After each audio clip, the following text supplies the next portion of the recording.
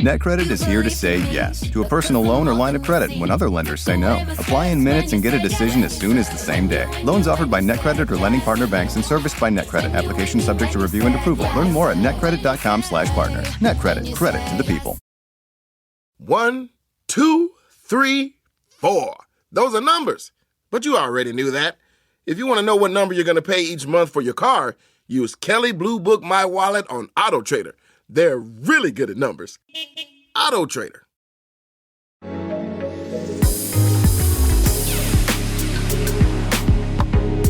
Welcome back to Who's the Bitch? Oh my God, Look, you're it's singing me today. Wow. Who's the Bitch? Well, the Tonys. They have the Tonys. Now I think I need to go on Broadway. I'm Kara. I'm Jackie. Do you need a Tony pitch? Beep. Little pitchy dog. Thank you. Thank you for going with me and being a little pitchy dog, because I have recently, I don't know, did I tell you that I joined a choir? No.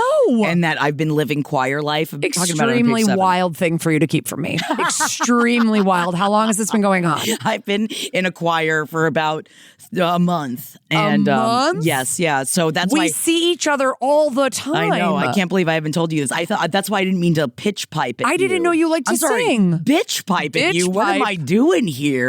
Yeah, no. I mean, I don't know if I like to sing necessarily, as I just end up doing it all the time. I think I have a lot of trauma from singing. Is that the I'm trying to choir like undo. religious? No. See, I would love to do something where I could sing because I love to sing, but I have never taken anything formally, and and every time I hear choir, I just think that they're going to be like, our God is an awesome God. Exactly. You know, I don't want that. No, this is a queer choir. And I can't join that one then. It's Although, wonderful. I mean, No. Oh, no, it's everybody. No, it's everybody. Okay. Doesn't matter. You don't have to. It's just that I say that only because it is very openly like, we're not religious. And that's what I'm looking for. So that's why I don't mean to say that, queer is the opposite of religion. Do you guys I just mean do in the world of choir. I think I feel it provides a spectrum. Yes. You know what I mean? Is there going to be a big concert? No, we're not competitive. But here's the thing, because I wanted to see.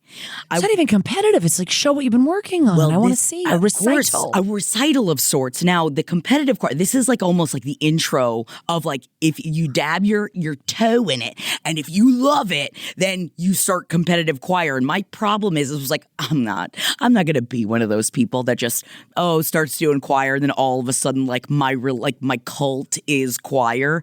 And baby, it happened fast. Oh no, I knew it. It happened so fast, and I'm ready to shoulder dance. It's a slippery slope down there into jazz hands. It certainly is, especially because you're like walking through each other, harmonizing together, and just connecting. Now, are you like an alto? Yes. And what kind of songs, like what song are you singing like now? Right now we're working on Oh, I want to dance with somebody. Oh, cute. I want to feel the heat with somebody. Yeah. I'm not going to do all my parts of the alto. Love it. But yeah, you got to keep it down low, It's letting me celebrate my lower register. I famously pretty much a story I don't tell anyone because it's embarrassing to me. But ooh, okay. Well, I auditioned for my college a cappella group, and I got a call back. And I was so excited. And they bring you in for like a day of singing, and they like come up right up to you like while you're singing in a group and try to hear you and stuff. And then the way that you find out you get in is they like kidnap you from your dorm room. Oh no! And so I like waited up all night. You. I didn't wait up, but I like couldn't go to sleep. Yeah, of course. And then I didn't get in. And I was like so sad. I'm so sorry. I know. I was like, I didn't realize this was going to bring up a bunch of drama. No, it's fine. I mean, it's like whatever. It's like they were, it was just a college a cappella group. You say that, but I understand because a cappella is just, it's intoxicating. And when you get to college and you're just like, all you've really had is like formal singing at school. Right. And then you're like, oh my God, you could just do modern songs and a white girl can rap. What? Oh my God. I mean, that's maybe not great. No, they shouldn't be. Yeah, no. It's or like at least in the a cappella. Yeah, like I can see why the Pitch Perfect music, like movies do so well too. It's like a cappella when you're like a certain age, you're like, the guys who did a cappella at my college got so much ass. God. I was obsessed. I've seen the group Rockapella 3 times in concert. Do it, Rockapella. Oh, baby. Wait, they sing from Carmen San Diego? Is Carmen San Diego. But you know who I can't kind of abide is the Pentatonics. Oh, honey. I can't get into the Pentatonics. I hate the Pentatonics, but I shouldn't, because here's the thing.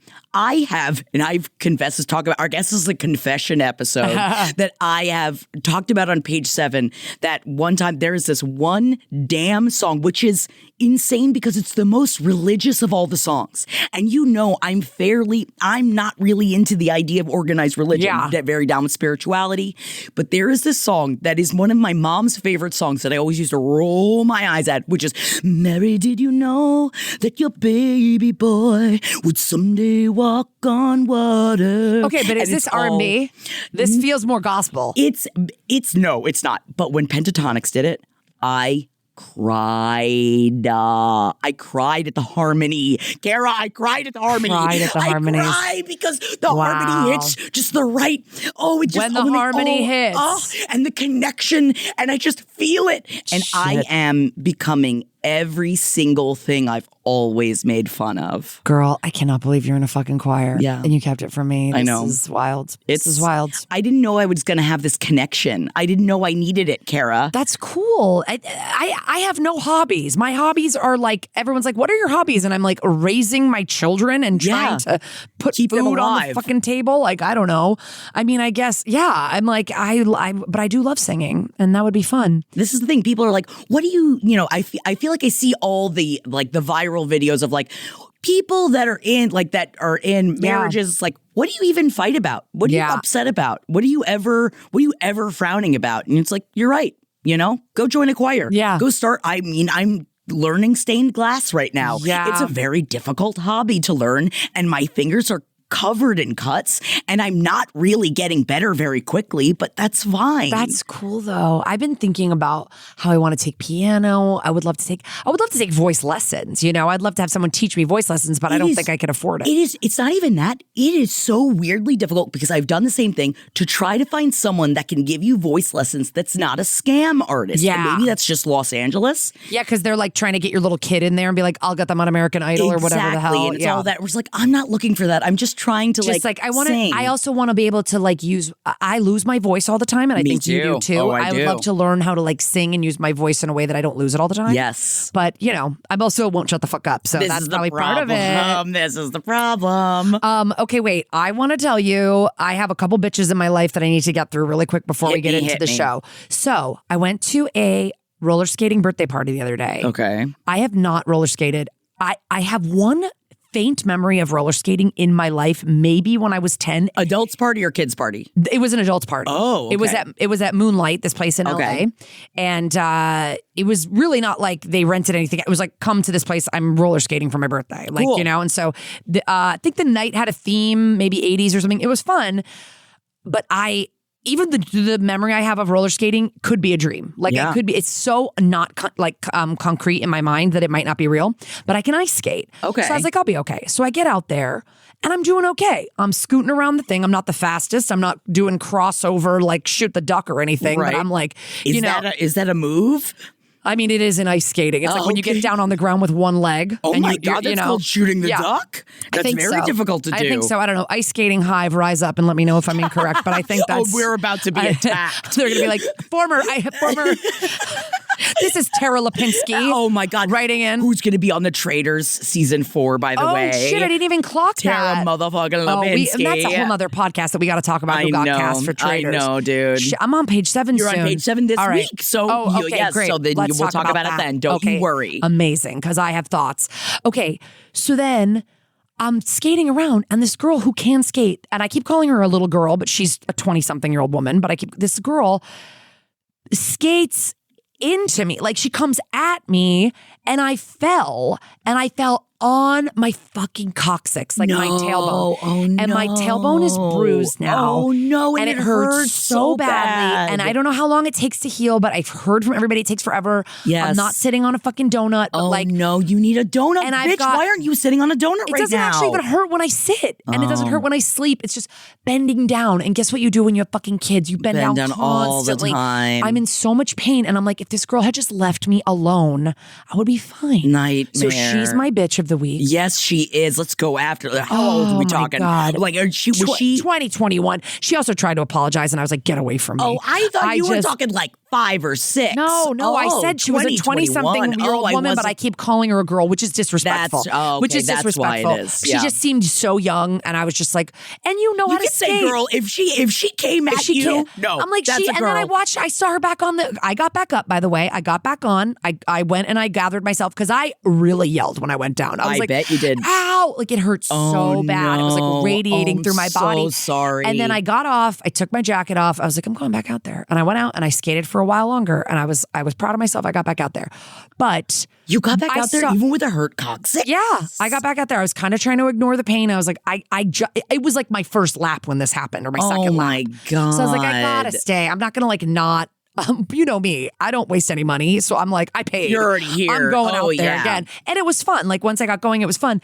And but when I saw her later, the girl, I was like, you're a great skater. Why were you even near me? Get away from me. The good skaters should be steering clear of the people that like are teetering and looking nervous. Well, that's why I feel like it's fine that you're calling her a girl, because I feel like if she were old enough to understand how long it takes us to recover, she wouldn't have skated at you in the first place. Bones? Yeah, stay far away from me. I can't even like look. If I had seen you fall, I would have had empathy fall. And then I also would have been in pain just because I probably would have held myself too tight. I've been dealing with lower back issues. I was at the gym and I wasn't even holding a weight. I just moved wrong and just felt the zzz, and I was like, well, there you go. Have you ever pulled a muscle taking off a sports bra? Man, don't. Are you kidding? I can't believe you just said that. I feel like you just saw into a moment of time in my brain, because that happened to me in my like 20s. Yes. Like that's been happening to me forever. Like I got these huge honking boobs, and every time I got to peel this piece of like latex off my body's always like, nope, wasn't meant to bend that way. And also, it's like usually stuck to you because you've been working out, so you're trying to like pull it off of your body. And I try to keep them up and high and tight, so I usually get a size smaller, and then I'm struggling. Then I'm like, what am I doing? I got to tell you, actually, the best sports bra I ever got is called the Enell, E-N-E-L-L. Oh, this is not an ad. They have not paid me, but another large-breasted friend who likes to work out. It buckles in the front. And it's like fully minimizing to keep you in when you're working out. Like it's tight. It keeps those babies. Like I don't like my boobs flopping around when I'm working out. E-N-E-L-L. They're a little bit pricey, but I only have one, and I mean it's my favorite one because it's one of those like in the 5 for life things. And then you just slide it off. You buckle it in the front, it slides off, and it buckles with like a million enclosures like a regular bra, but like 15 or 20 of them. It's the best. You're gonna like the way you look. I guarantee it. My problem with these is that I think I spent so much time going to the gym being like, yeah, but I want my tits to look good at the gym. No. And I always wanted my tits to look good at the gym. I was like, I want to be, but even though why? I'm a plus size person for life. What are you talking about? Will you think anybody's looking at your tits? Flatten those bitches down. I want them out of my way. Yeah. I want to be flat. Yes. Like I hate them. Okay. I need to be able to move like a seal. Yes. And I'm not talking about the singer. I mean the animal. And I like, although I'm sure that seal moves. He moves great, very. like I'm Jagger. sure he glides. Yeah. Okay. One other bitch in my life I'd like to say. Please. Okay, so my daughter has a little best friend. They met when they were 2 years old. They're besties. She moved away last year. 1 year ago, she moved to New Jersey. Okay. They've kept in touch. They send each other poop emojis all the time. They FaceTime. That's so difficult for a kid that age. They meet us at our family. Not the poop emojis, but. No, yeah. Like they talk about each other all the time. Like they truly do have like a special bond. And they, and we are friends with the parents. We love the parents. They come to our family camp with us now. So it's really cute. So the dad has business in LA. So he came out and brought her yesterday for a quick visit, 3 days. And they stayed with us last night. And she came to the door and I filmed it. She didn't know, my daughter didn't know she was coming. It was like so crazy. When she opened the door, they were silent. I thought they were going to scream, but they're 6. So they were like, what's happening. So it was so cute. They as soon as they found out it was a sleepover, she was like, I'm sleeping over. Rosie went fucking nuts. It was crazy. It was so adorable. I love that. But then I have a 6-year-old sleeping at my house who's on East Coast time. So even though we put them to bed at like 8:30 our time, which is late for her, she was awake at 2:45 and she woke up my kids. Oh, and no, Carol. then Oscar would not go back to sleep for 2 fucking hours.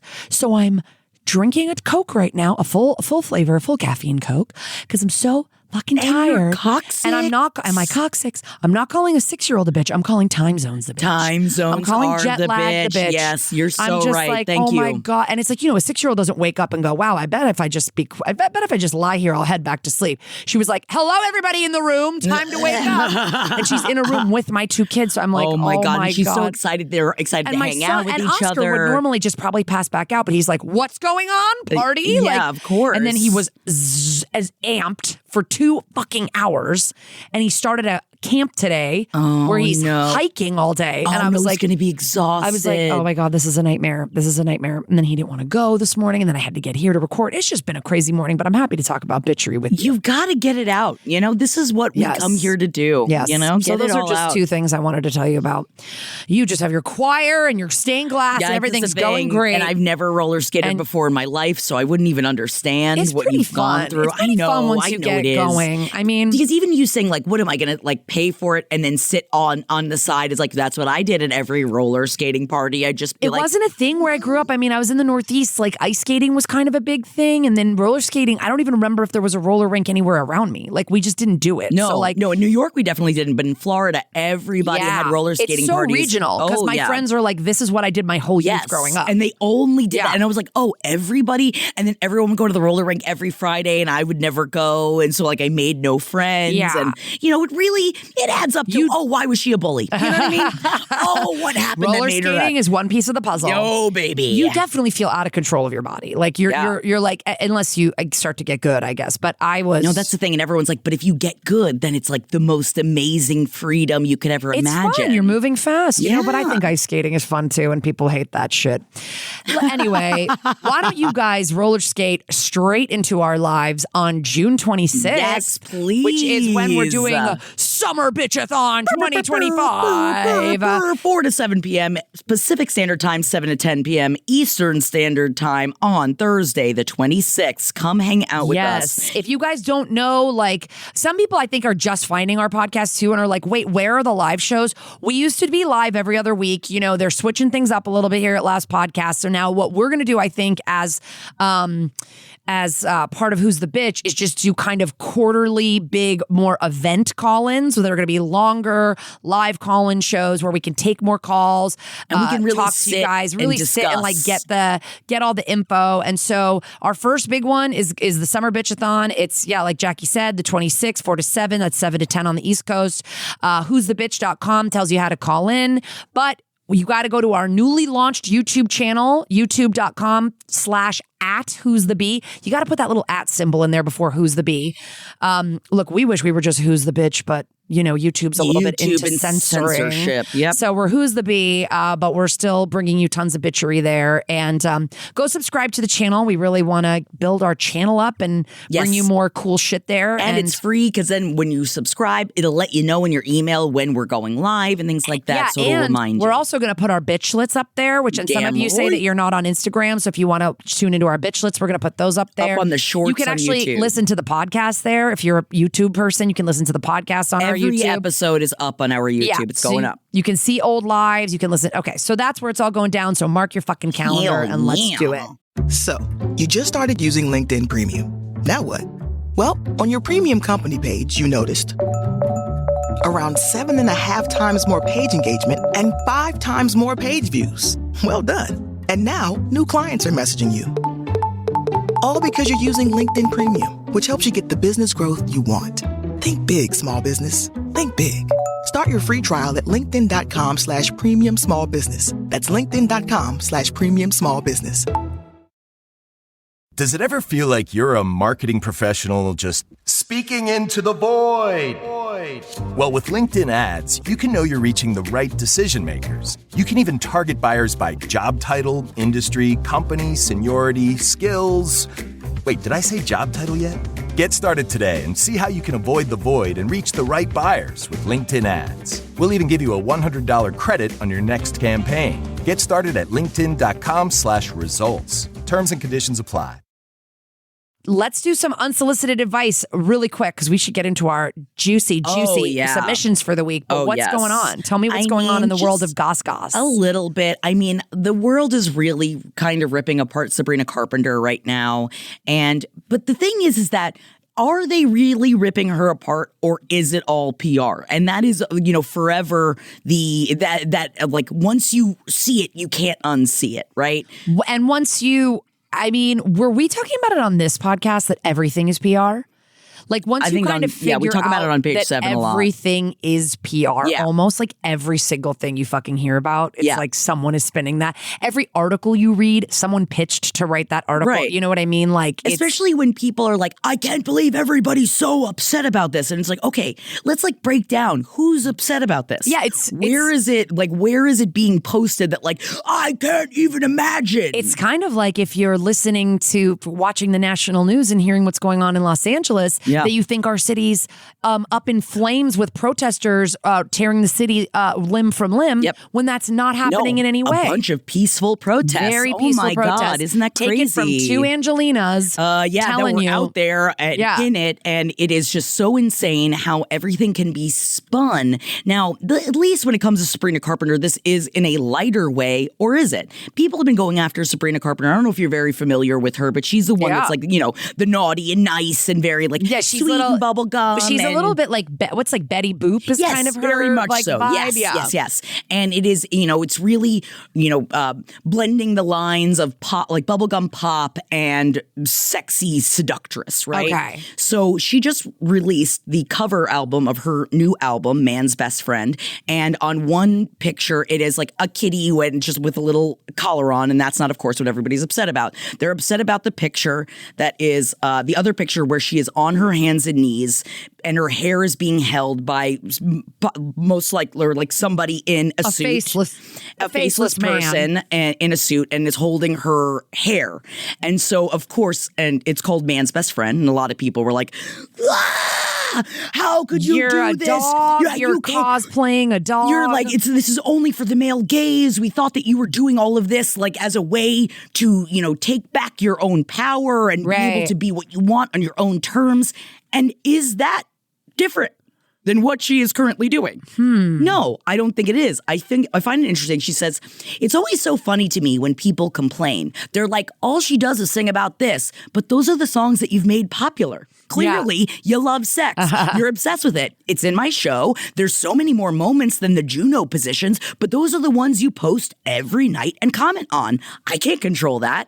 If you come to the show, you'll also hear the ballads. You'll hear the more introspective numbers. So it is interesting that so much of it, too. Then, of course, the internet was like, beyond the fact that people are like, how dare she be on her hands and knees in this economy? Come on, stand up, bitch. But then there's also so many people being like, who's actually upset about this when, again, we're yelling about the baby girls. We're talking about the fact that she is choosing this. And in the world of kink, the idea of freedom is, I think, different than what people think it has to be, and what sexual freedom has to be. To even zoom out further, feminism is about if you want to be somebody's little doggy bitch, you can. You fucking can. That's the thing. If you think Sabrina Carpenter does not have her handprints all over everything she does, she's not, honestly, if you think that, then I think that's honestly almost a fair thought, because I don't think Britney Spears necessarily and the pop stars of days of old kind of had their we're okaying everything. Sabrina Carpenter, I think, she's been in this business her whole damn life. Yes. And she seems like a woman in total control of herself, a witch. It's a witch. And I think that it's like, this feels like a choice with her. This doesn't feel like, oh, you're like a little girl that's like being exploited. Like, these are her choices. And feminism is you are allowed to be a trad wife. If you want to be a trad wife, you are allowed to be a little dog bitch. You're allowed to be whatever you want. Yes. And also the fact that I think a lot of people are upset because she was bubblegum pop, and then this is it's a darker turn for her when it's not. You've just decided that for her, and if it is, Pop stars are going to pop star. It is like, it also is. It's like every image you think of that's making people mad, it's designed to do that. Like this image is designed to make you talk about it. Exactly. They obviously were looking through 1,000 stills of this photo shoot. They saw this one and they go, oh shit. That's the one. That's the one. I mean, what would people feel differently if that was like a woman's leg with a skirt on? I don't know. You know, like I don't know. that, oh wow, now she's or would she now be queer she's baiting, queer though? baiting. That's you know? I don't know is, her alphabet. Like I don't know if she's bi or whatever. But it was going to be a conversation no matter what, but that's what she was trying to do. Yeah. And so we're giving it to her. I'll talk about it. You know, talk about it. I don't know. You know, it's like I haven't really leaned into the new album. I heard the new song, which I really dug. But it's definitely, I feel like everything that people are putting out this summer outside of like the Gaga, everything's vibey, man. The new Addison album, vibey. It's like the new Miley album, vibey. Like we're really having. I gotta get into all this new music. We're having a vibey summer, y'all. It's vibe summer, baby. Man. Oh my gosh. Okay. Well, besides everything else, like burning down around us, but not literally, even though people think that they want that. But as usual, thank you, Jackie, for telling me something that I should fucking know. I'm on my phone enough, but sometimes these things just don't come across me. You have to keep 3 humans alive every day. I include your husband in that. Yes, you have to. You actually must. You have to keep 3 humans. I have to keep plants alive. Yeah. And I'm not going to get called into CPS if the plants die. Thank God. And if that starts happening, if it's PPS, I'm like, I'm not PPing on the plants, babe. Plant services. Oh, man, I would be in jail. I cannot keep anything alive. All right, let's get to our solicited advice. Submissions from you. As always, if you want to submit a email or a DM or a voicemail to us, all that information is at who'sthebitch.com. And there is nothing too low stakes and nothing too high stakes. Honestly, we get a lot of high stakes, a lot of low stakes, a lot of in the middle. Send us anything you want where you want to know who's the bitch. Medium rare stakes. Jackie, why don't you read our first one here? Got you. You got bitch. Just wanted to say I'm a huge fan of the show and look forward to every Monday when this podcast drops. I adore your solicited and unsolicited advice. Thank you so much. Here's my problem. Okay. I am engaged and getting married in September. Congratulations. My fiance and I are in our mid-20s and broke. As a result, my partner's parents are helping fund our very small wedding. Because of this, his mom, who I would definitely call a narcissist, thinks she can dictate what happens at our wedding. Oh no. Every decision we've made, no matter how small, has resulted in either a fight, major guilt tripping, or her just doing whatever the heck she wants. My fiancé has been trying to stand up to her, but it has just ended poorly, and with her threatening to pull funding. He, my partner, has tried to tell me that she is easier to just let her get her way, but my stubborn ass is wanting to fight her. Here's where I might be a bitch. She put up such a fight about how much she hates our chosen cupcake flavors, who hates red velvet, vanilla cake, and chocolate cake. That's insane. That's quite a variety. That she decided to order her own dozen of a flavor she deems appropriate. To this, I have asked my friends to eat these special cupcakes as fast as they can on the actual wedding day, so she has to eat a flavor she doesn't like. I know this is petty, but there's so much more to the story of how awful she's been, and I am just done trying to please her. Sorry for the long email. My future mother-in-law gets me all riled up. Anyways, am I the bitch? Almost definitely, but I want to hear your thoughts. Love you, ladies. Isabella. Oh, girl. I love that. I don't love this because I hate that you're going through this. But it's so annoying because, listen, my mom paid for our wedding and then I paid her back later when I ended up getting, like, when I was able to, like, that wasn't always the plan. Like, I ended up getting. Did she know you were going to pay her back? Okay. No. And she was like insisting, because I'm the oldest of 6 kids, and like, you know, she only has 2 daughters, and not that the father of the bride shit is real, but she was like, we're paying for the wedding. And I was like, okay, we paid for a bunch of stuff ourselves. By the way, boomers still think that exists, by the way. They do think like there is that. For the girl. Yeah, I'm just like, yeah, what do you want? I'm going to give a dowry as well? Jesus. Like, it's so old. Man, the amount of dowry jokes we made were very, very funny, though. Henry really kept lowering the dowry. He just really got me like, can you 2 please? Beef jerkies. We'll take anything. But like, I totally get that. And my mom wasn't even like a crazy bitch, but she was definitely making some demands that I was like, Mom, no. Like, and that's different because she's my mom. So I could be like, like you cannot wield the power of the wedding, but that is like what they're doing. And like she's the bitch for doing that. Yes. She's the bitch. Like she's offering to help you.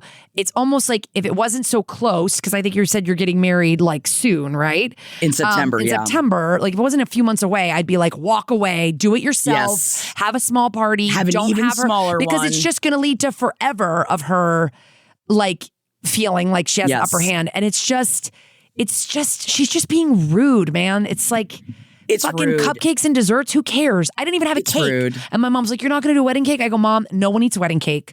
I'm not doing it. And we just did, I did like assorted desserts. We had a million little pastries. Little like little bites. little lemon Which bars. is why you're right with the cupcakes. Very smart on the cupcakes. And you say that you're being the bitch here, but my problem is, at my core, I love a passive-aggressive move. Oh, and I love a little bit of revenge that is like harmless it's revenge. Harmless. This is what I'm saying. This is why I think you're not a bitch. I think that in your brain, that like I was someone that I bent over backwards to make sure, but I also I got married 10 plus years after you got married, Isabel. You got to remember that, okay? And I paid for everything, but that was because I didn't want any of this. Right. Like I couldn't handle any of these problems because I would have flipped out. And Isabel, I'm proud of you because you haven't flipped out yet. Yeah. I'm proud of you that you haven't yet because that's a lot. And the one thing that I'd always said that if I had done this is that I do hope, and I'm separating you right now from like the bitchery of this moment, of talk to your partner and a way for you to maybe heal some of this as you're going through it, because you don't want to look back on your wedding day and hate it because your mother-in-law is getting everything she wants. Yeah. You don't, and I think it is choosing certain things of talking to your husband that are just for the two of you that nobody else knows about. Mm-hmm. The little moments, like, even if it's a first look, and whether you have a photographer or not, have somebody meet up with you so you have a first look. Yeah. So you have moments that are just for yourself. Yeah. Okay? Maybe the party is your mother-in-law's right now, and that fucking sucks. But make moments that are for the two of you, because you can do that, and that stuff is free. Yeah, and I will say, like, at least for me, because I was like getting really annoyed with my mom for some of the planning. Once you're like a month or two out from your wedding, I'm like a month out, there's nothing else to do. No. Everything's booked. There's nothing else to do. There's like assembling little things, but there's really no more decisions to make, you know, like the big decisions are made, the big decisions are made. So then you can kind of just be like, say that, but somebody let's enjoy it. This nitpicky, there's always I know. something She's going to wrong. like come in at the last minute. So that's why breathe. I'm sorry, already going to say breathe. What is the cupcake flavor that she's ordering? She has like vanilla, chocolate, or red velvet. What is it? Funfetti? Yeah, what do you need to have that you're not getting? Maybe she like wants carrot cake cupcakes. Maybe, I That's guess. Crazy. But even then, can you write us back and let us know what the flavor is? I'm really concerned. I really want to know what the flavor is she must have. And I think asking your friends to do that is a perfect way of not getting busted. Yes. You're never, unless she listens to this podcast, like, Although the only thing that I would say, and I'm only saying this as a passive aggressive that it might backfire, is that she might go, see, everybody loved the special flavor. And then should have gotten more special flavor. And then you can just go, saying, you're right, yourself. Nancy. You're right. So right, Nancy. You're so right. Yeah, the flavor you got just flew off the fucking shelf. I'm just saying, prepare yourself just in case that happens. Oh my God. But just don't start the fights now. It's just like, it really is though, like to me, a troublesome part of just like society that for some reason, and I don't know if it's just #boy mom shit, where moms are just mean to their daughter-in-laws and stuff. It's like, my mother-in-law's awesome. Like and my mom loves Jared. Like we have no in-law problems in our house. Yeah. But I have so many friends where it's like, I hate my mother-in-law. She's mean to me, this and that. It's like, this is the person that your son picked. Like the boy you raised picked this person. And look, maybe it won't end up that they're together forever. And then you can hate her all you want. But while they're together, you gotta be a decent person and like just. And why is it always on the daughter-in-law or the son? Like, why is it always on the younger one of like, well, you need to work better? Because it's like, why? Just because you're an old dog and you're just too old to learn a new trick? Be nice. Also, older people, I think sometimes they stop being nice to people. That's true. But also, I think sometimes it's also my mom like got married in a neighbor's backyard with probably 20 people there. Right. And when it was my turn to get married, she was like, aha, the wedding of my dreams. You know what I mean? Right. I never have had a wedding of my dreams. I don't give a shit. So she like had all these things. What about this? What about that? She literally was suggesting some of the craziest shit. I think Do you remember anything out the gate? She was like, who's driving you to the wedding? I go, I'm driving the Prius that I'm renting over to the wedding. Like, because it was down the street, whatever. And she was like, what if we got a Rolls Royce? I go, in Vermont? What? Where the fuck would you even get that? Why? It's like she saw it on a movie. It was like, what if we did that? I'm like, are you kidding? Yeah, what are you, Eloise? Yeah, I feel like it's like this what? is... I'm kind of in my mind was like, wait, did she say horse-drawn carriage or did she say Rolls Royce? Something equally One stupid. of those. That's like, so you know, funny. that kind of thing. And I mean, I was able to like put her, like, I was able to direct her on a lot of her shit, but it sucks when they're paying too, and they're just like, but I'll pay for it. It's fine. And then and then you're like, I just don't want that. But it just sucks to me how these older, like mothers of the bride and stuff like that can't see, or mothers of the groom can't see that it's like, it's not your party. Like, yes, you're helping to pay for it. You should be doing that out of the goodness of your just don't heart care. and not because you want control over it. I think it is a beautiful part. And when I said that sometimes older people don't give a fuck anymore, like, I mean, in a way of like, I feel like you hit an age, and I know that we're going to hit that, where you've decided, or I hope, I mean, you know what? I'm going to say, I hope I never hit that age, where you've decided that it doesn't matter. You want what you want when you want it, and that's how it's going to be. You know best. I work too damn hard. Yes, and you've lived longer, and you know better.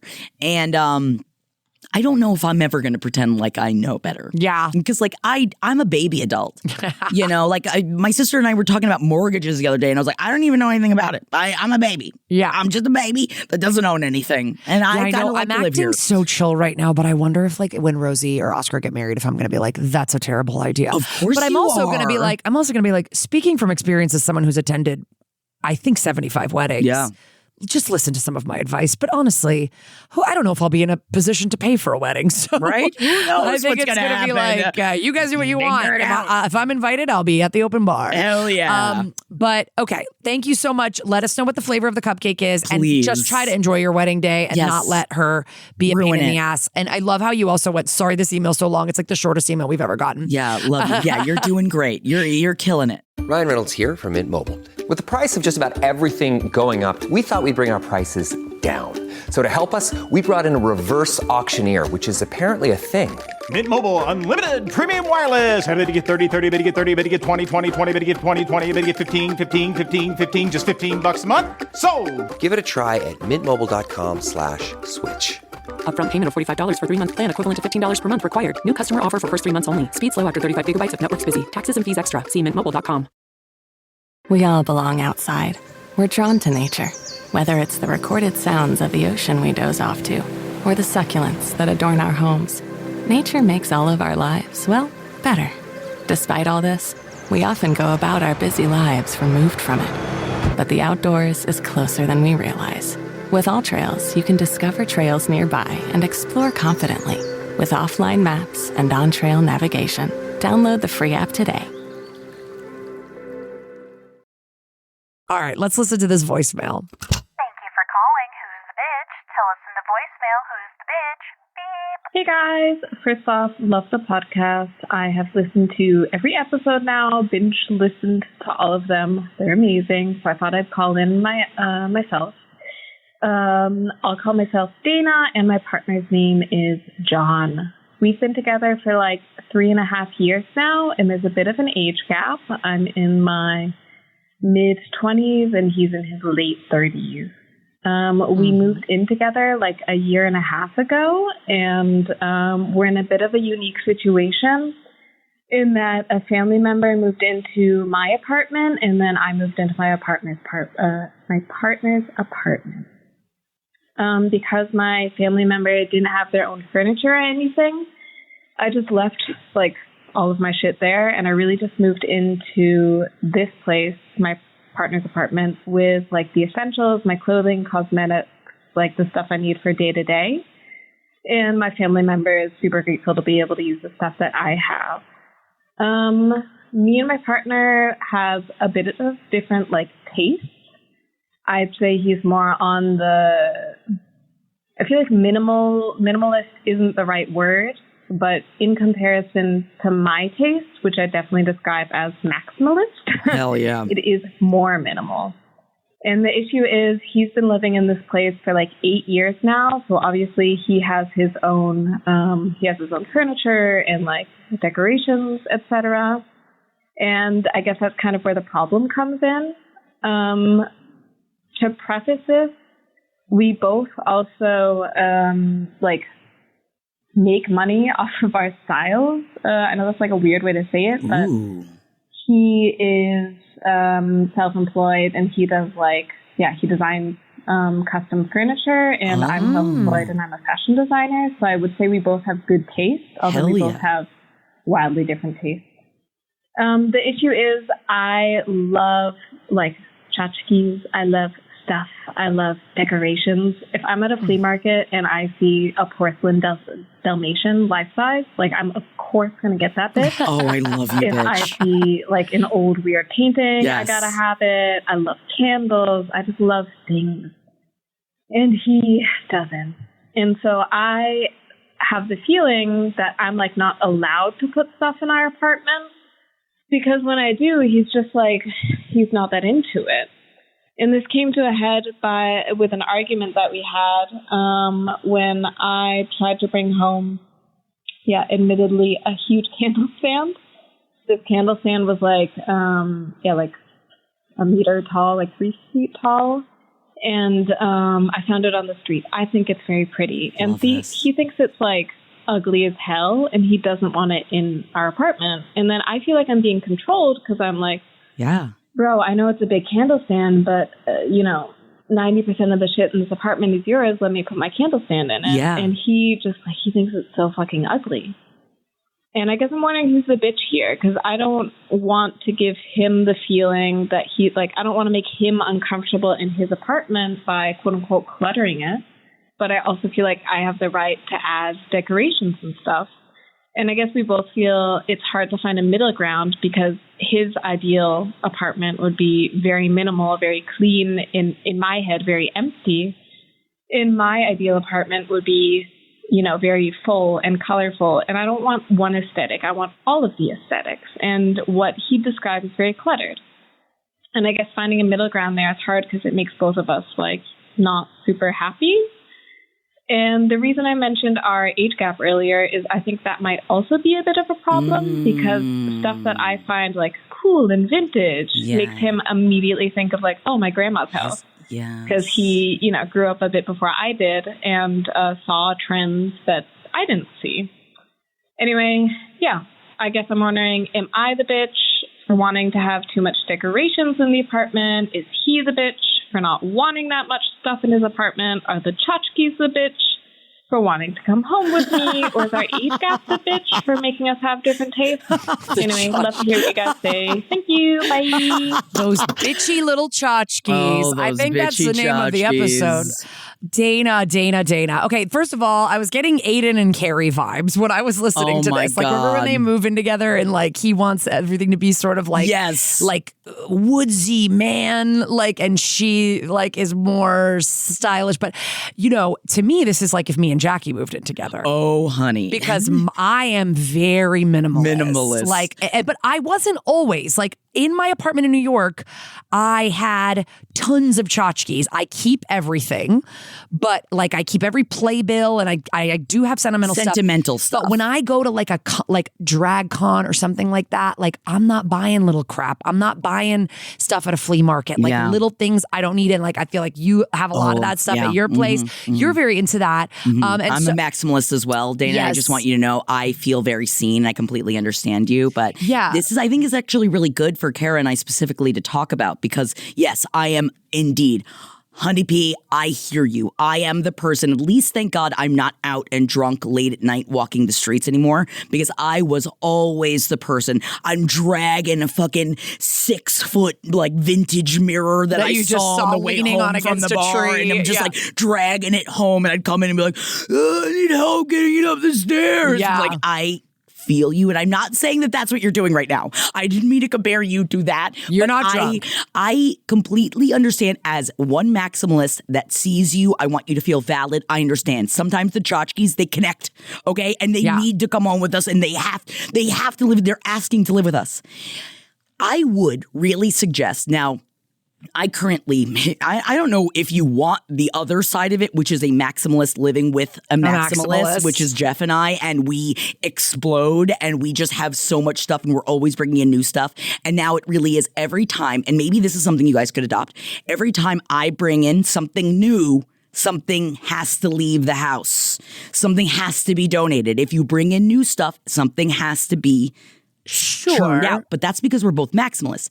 I would honestly recommend to you, like a couples counselor, but the fashion design of couples counseling, I think you need to bring in a third party. I was thinking that too. Somebody that you both think is stylish, that can mesh your styles together. Can mesh it because properly. The bottom line is you are not the bitch for wanting your own stuff. No. You put that fucking candlestick. I felt you talking about the candlestick and I was like, bitch, you deserve that big candlestick. Yeah, like you are not the bitch for wanting your home to be your home. No. And I get that that's tricky because you moved into quote unquote his place. Does he own it? Or is he renting?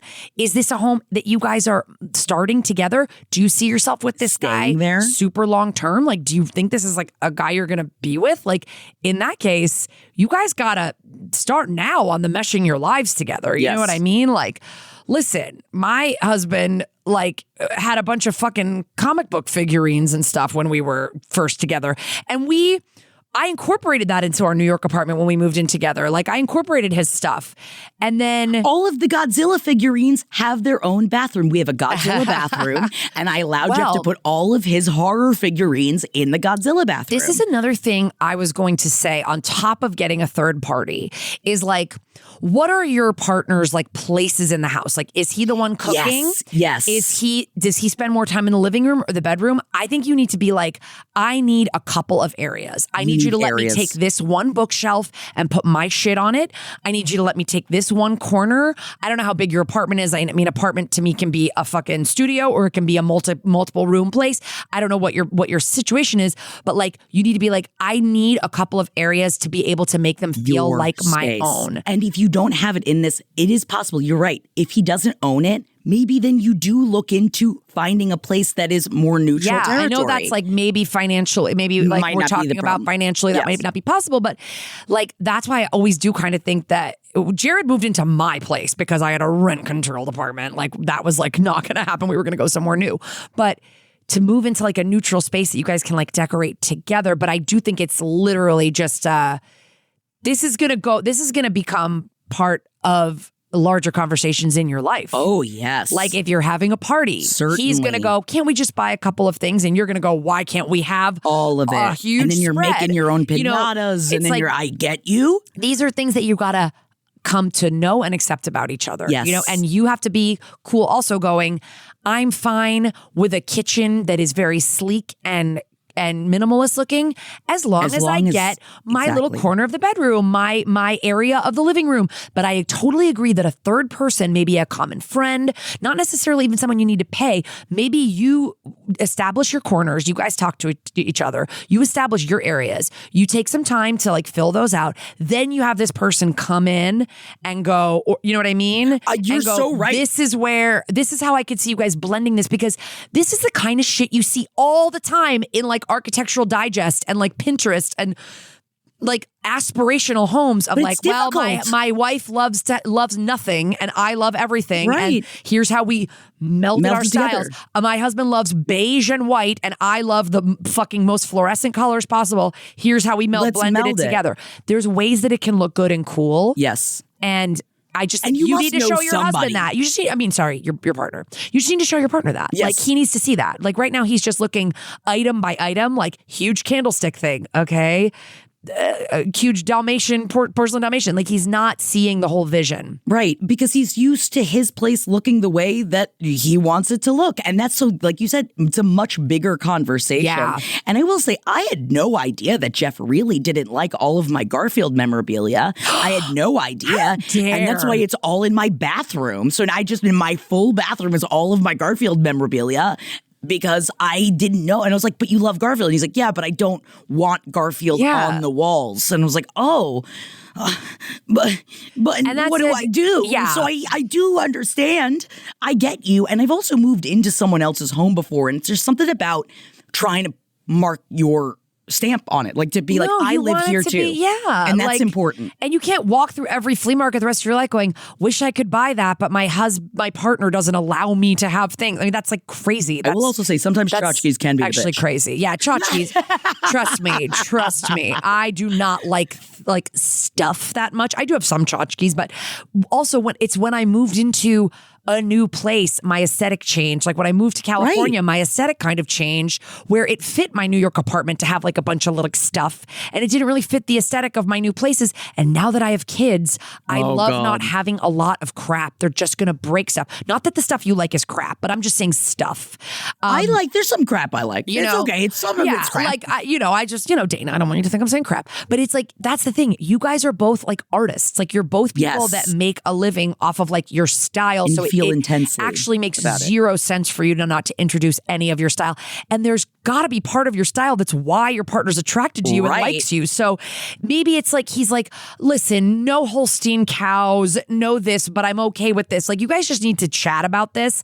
But I think you need to be a little bit more honestly, you need to be a little bit more bitchy. A little bit more bitchy because like, if he can't just, you can't just be like, dude, I know this is quote unquote your place, but it's our place. It's our place. It's our home. Yep. And you guys are going to move into other places. And as we've moved on, like we've got, we are in the biggest place we've ever lived right now. Obviously at this point of our lives, you try to move up a little bit as you can in life. And we have a little garage, and that's where he has a lot of his that's where all Jeff's clown memorabilia stuff and crap is exactly. like, that's out there, and he works out there. And so I know when he's working, he feels like, oh, cool, my stuff is around me, and like, that's a bit of his identity or whatever. But I'm also just like, I don't really have a lot of, I'm not like, I must have this thing.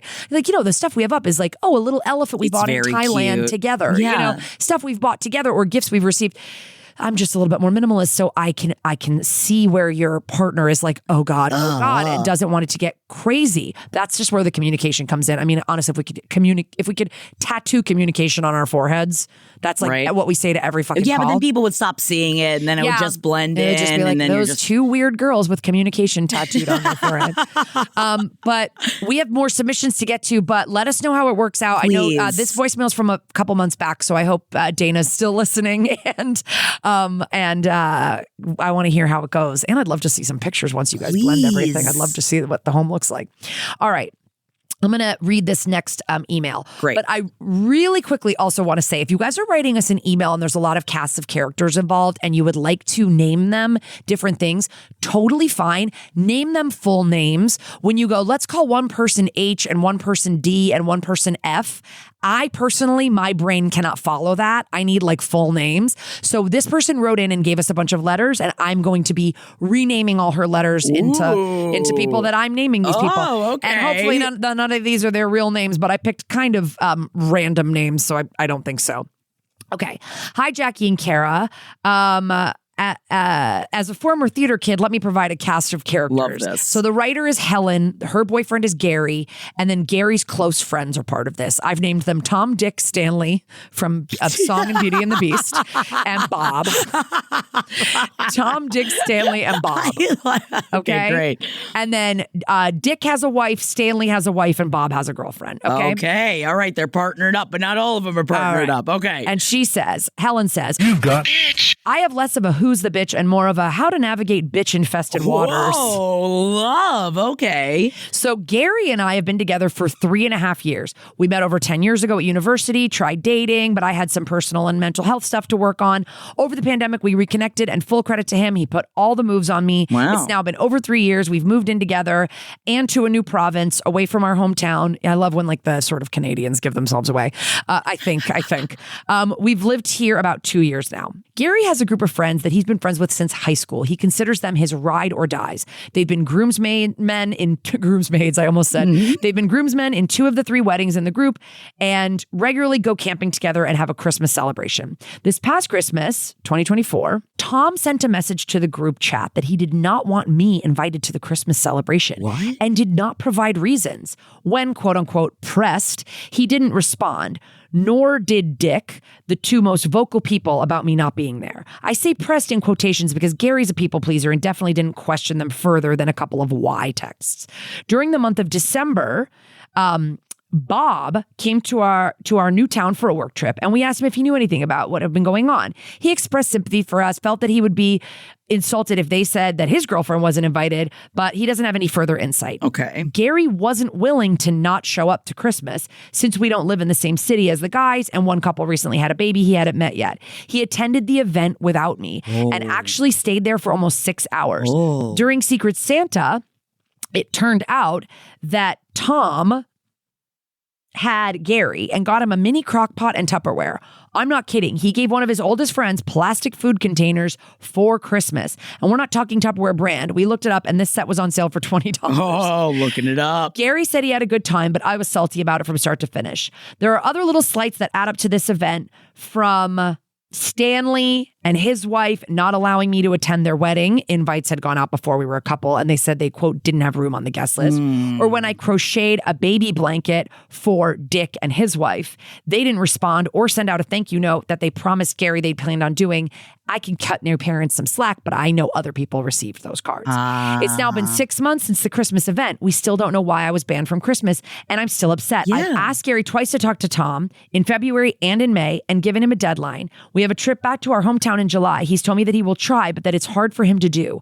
I told him that I want to understand and give him space to work it out this way, his way, but his way is generally to ignore a problem and hope it goes away. It's hard not to feel like he isn't willing to defend me. And if I talk to Tom or Dick directly, I can't promise anyone I'll keep my temper. If there was an incident that started this, I'm happy to apologize and make amends. If they've misplaced blame on me for their friend moving away, I'm willing to work forward with them. But if no one tells me what I've done wrong, I spiral, and it usually ends in me having panic attacks prior to any in-person contact with his friends.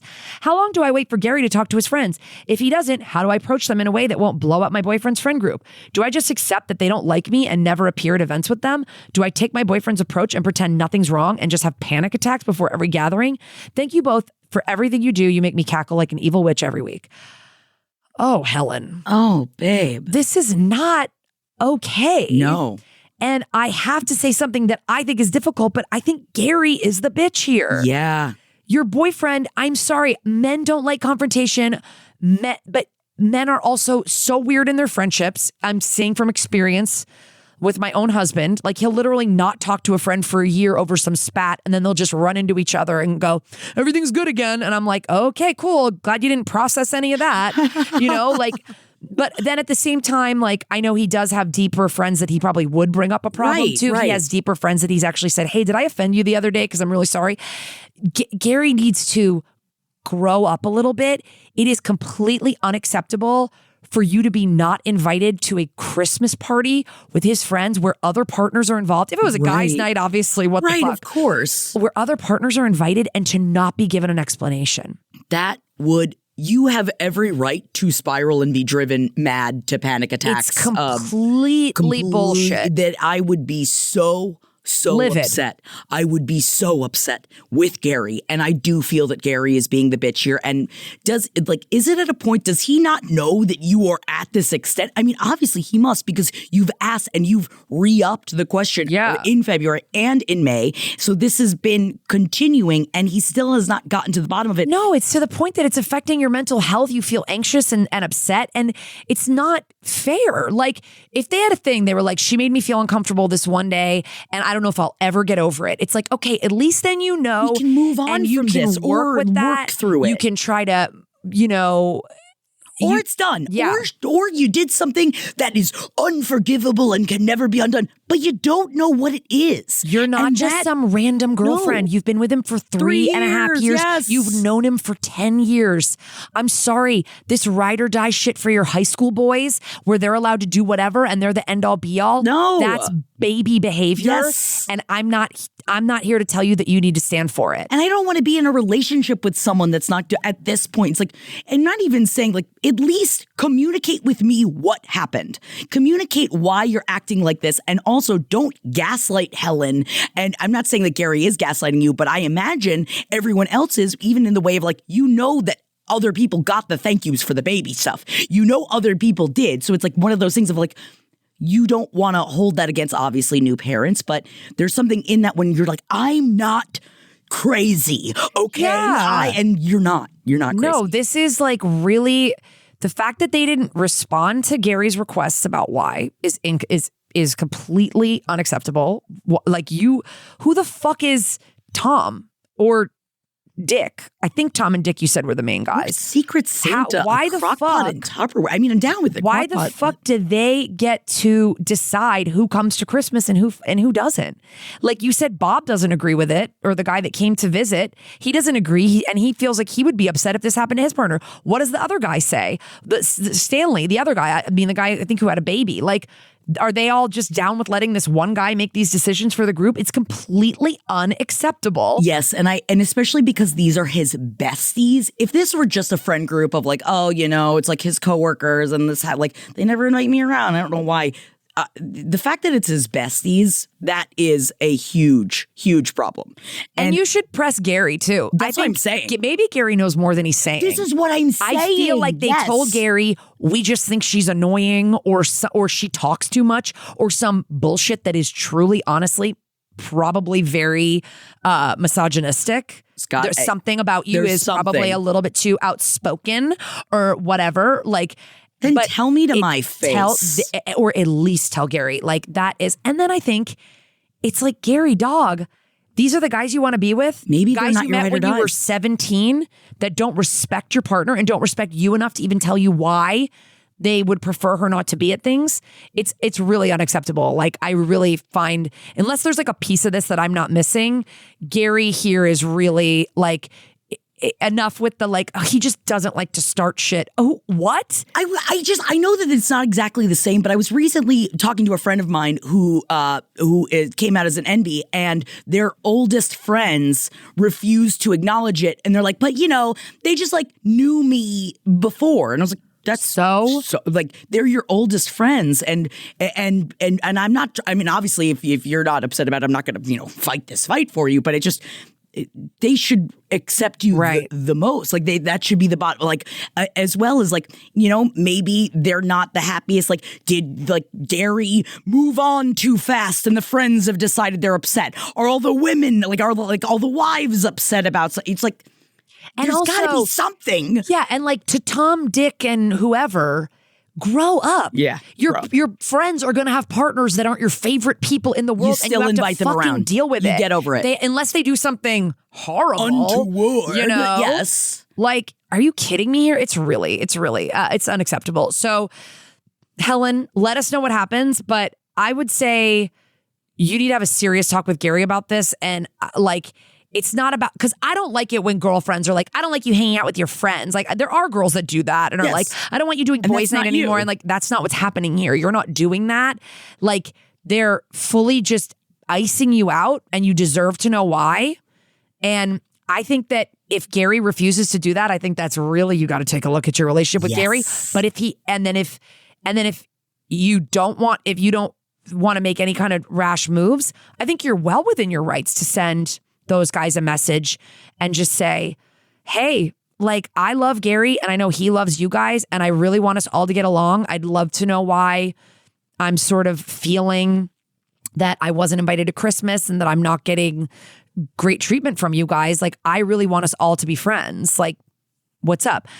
I mean, yeah, I'm almost like, is there a way in with the wives? But no, fuck these guys. Because that's like, at fuck first these I was guys. thinking that, like, call one of them, but no, they're not responsible for their husband's shitty behavior. They're not. It's their husband's shitty behavior. Yeah, but also fuck these wives for like letting that go on too. If I found out Jared was like, oh yeah, by the way, we invited Jeff and said he couldn't bring Jackie, I would be like, the wrath. Oh my god, right? I mean, that's very specific because we're friends, but like Jesus, like it'd be very upsetting unless, like you said, it was a boys' time. Well, you know what? It's high school shit, and to me, these are his high school friends. And if they're not going to grow up past high school, then he needs to ditch them. Yeah, leave him in high school. And if he's not going to grow up past high school, then I hate to say it, Helen, but you might need to ditch Gary. Leave him in high school. Sorry to say it. And that's the tough bitch love that you come to us for. Let's keep going. We've got another, I think we can squeeze in one more voicemail really quick. Thank you for calling Who's the Bitch? Tell us in the voicemail who's the bitch. Beep. All right. So I have a significant other, and he works out of town. And so he is basically gone 2 weeks, and then he's back for a weekend, and then he's gone for another 2 weeks. And so we share our locations, like we text all the time, we call all the time, He stays in these hotel rooms, motel rooms, with like all the guys he's working with. It's like a construction crew. And so for the most part, like I've never had any problems, never thought he was cheating, like whatever. There's been a couple times where the weekend that he's gone, he will like go out and get drunk with his friends and like won't tell me about it because he thinks that it's like FOMO for me or something, which like, I guess that's considerate. It's also sketchy. I don't know, whatever. So I've gotten mad in the past about that specifically. And he knows that that's like a big trigger, that like if he just disappears in the night randomly, like I'll be upset, which I feel like is reasonable enough. But here's the part where I'm like, am I the bitch? And so, okay, so basically this just happened last night. His location just randomly goes off at like 8 p.m. And I'm like, okay, that's weird. His phone's been glitching. It's fine. Not a big deal.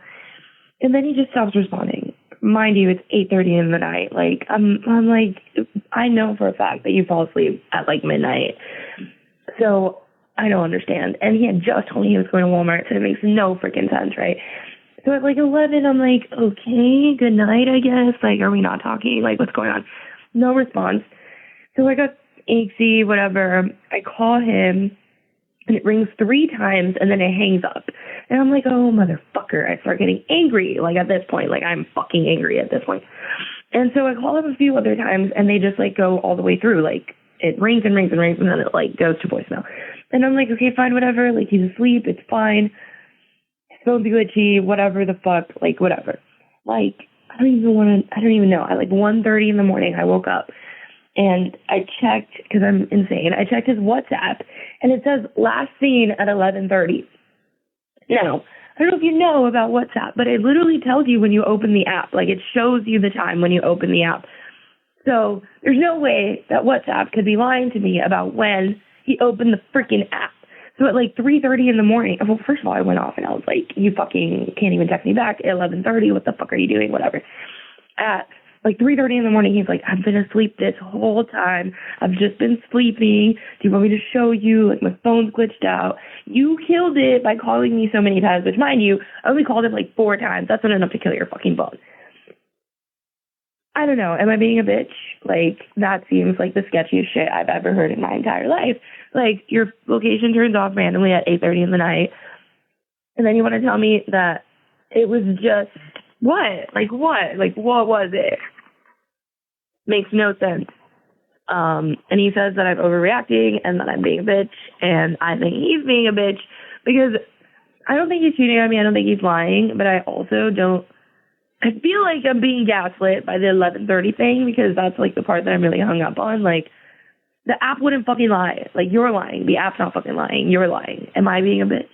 Is he being a bitch? I feel like it's him. I don't know. And is this just girl craziness? Is this girl craziness? Like, I understand that a lot of couples don't have their locations turned on and whatever, but, like, it's just too many things. It's like your location turned off, the weird freaky thing where it, like, hung up. He's like, I never hung up on you. I'm like, what the fuck happened then? What the fuck happened then? Am I crazy? Am I insane? I don't know. Please tell me. Okay, Jackie, what do you think? I love the question, is this girl craziness? Is this girl craziness? Girl, listen. I completely we girls feel you. can be crazy. Oh, we can be crazy. I don't think you're being crazy. I don't think you're being crazy at all. No. I think you're right. I think that there's one too many fucking things going on here. Yeah. If you were asleep, why wasn't your phone plugged in? Yeah. And also, 4 calls is not going to kill the phone. Calling the phone does not kill. Calling the phone a bunch of times does not kill a phone. No. Your phone glitching will turn the location off and sign you into WhatsApp at a certain time. None of that's making any sense. I think bottom line, he's gaslighting you even if he's not doing anything. Correct. Trying to make you sound like you're crazy for literally just noticing 3 things that are, yes, you're right. Location like things didn't even exist back then. Right. But you have a guy who is on the road 2 weeks out of the year. Yep. I get that. My husband was, I'm sorry, out of the month. He's gone all the time. Yeah. You have to have protocols in place for your relationship. You guys share the location? What? Yes. Yeah. We've shared the location forever. I've had Jared's location forever. He only just figured out how to get mine, and now he uses it like a little psychopath. Really? And I don't care. Yeah, he's always like, what are you doing? I'm like, you know where I am. And he's like, oh, okay, yeah. I just was wondering if you were like, it's like crazy. But he doesn't like do it in a control way I'm sure he just knows it's like, now. No, honestly, like now we have kids. It's like, oh, is she going to get the kids? Like blah, blah, blah.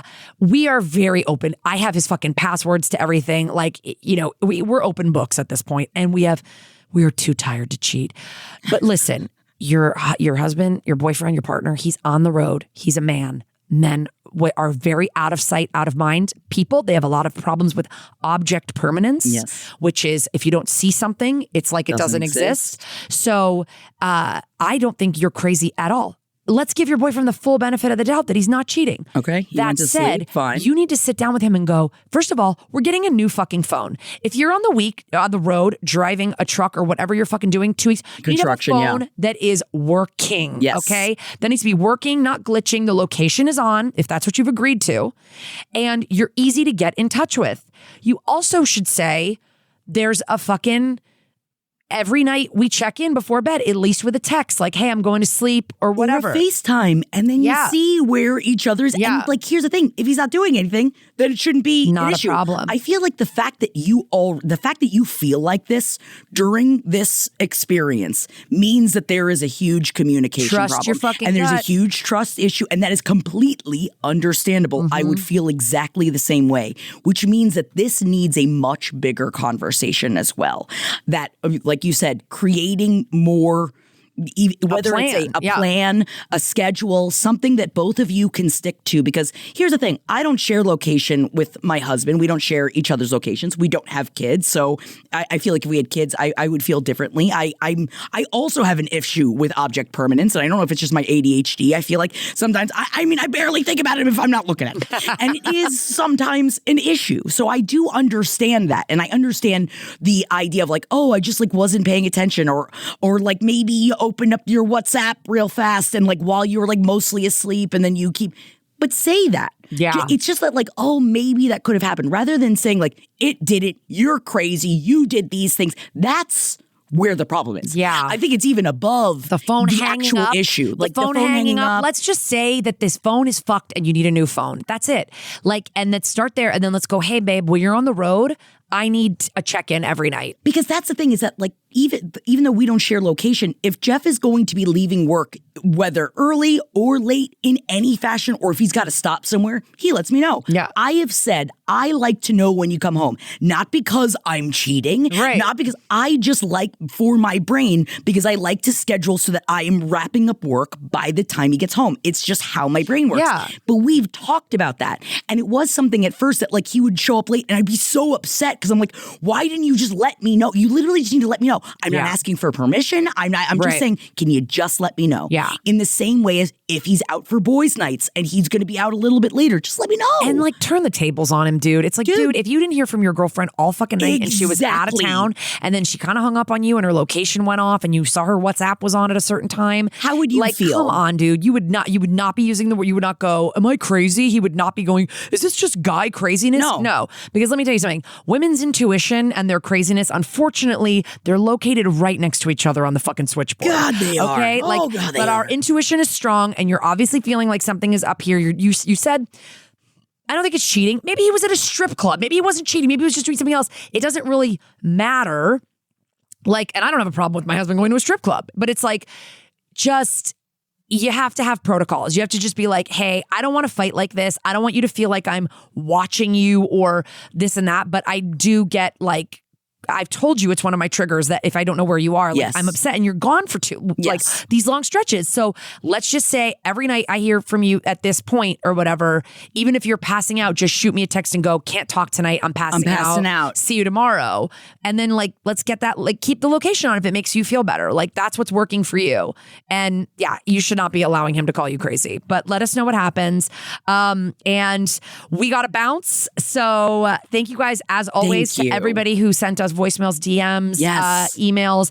Who'sthebitch.com is where you can send all that shit in. Hit us We're up. at Who's the Bitch LPN on Instagram. We can take messages there as well if you'd like. That's also where we post our bitchlets once a week, which are our quick little Who's the Bitches. They're little mini-sodes. And yeah, we'll see you guys at the Bitchathon on the 26th, and we'll see you next week for another episode. Bye, everybody. Adios. This show is made possible by listeners like you. Thanks to our ad sponsors, you can support our shows by supporting them. For more shows like the one you just listened to, go to lastpodcastnetwork.com.